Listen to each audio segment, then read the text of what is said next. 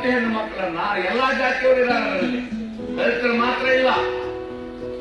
ಹೆಣ್ಣು ಮಕ್ಕಳ ಮೇಲೆ ದಬ್ಬಾಳಿಕೆ ಮಾಡಿ ಸಾವಿರ ರೂಪಾಯಿ ಜುಲ್ಮಾನೆ ಹಾಕಿದ್ರು.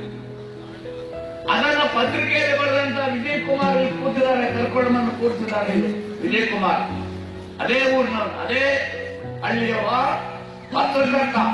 ದಲಿತರ ಮೇಲೆ ಈ ರೀತಿ ಅನ್ಯಾಯ ನಡೆದಿದೆ ಅಂತೇಳಿ ಪತ್ರಿಕೆಯಲ್ಲಿ ಬರೆದಂತ ಒಂದೇ ಒಂದು ಕಾರಣಕ್ಕೆ ಆತ ನಾನು ಇವತ್ತು ಕೊಪ್ಪಳಕ್ಕೆ ಹಾಕಿದ್ದೆ. ಪ್ರಧಾನಮಂತ್ರಿ ಗುಬ್ಬಚ್ಚಿ ಮೇಲೆ ಬ್ರಹ್ಮಾಸ್ತ್ರ, ಇಂಥ ರಾಜಕೀಯನ ಅವ್ರು ಕಲ್ತ್ಕೊಂಡಿರೋ ಜೀವಮಾನದಲ್ಲಿ. ನಾವು ಅದರ ವಿರುದ್ಧ ಹೋರಾಟ ಮಾಡಲಿಕ್ಕೆ ಅಲ್ಲಿ ಪಂಕ್ತಿ ಸಹಪಂಕ್ತಿ ಬೋಧನಾ ದೇವಸ್ಥಾನ ಪ್ರವೇಶಕ್ಕೆ ಕಾರ್ಯಕ್ರಮ ಆಗ್ತದೆ. ಹಾಸನದಿಂದ ನಾವು ಹೊರಡ್ತಾ ಇದ್ದೀವಿ.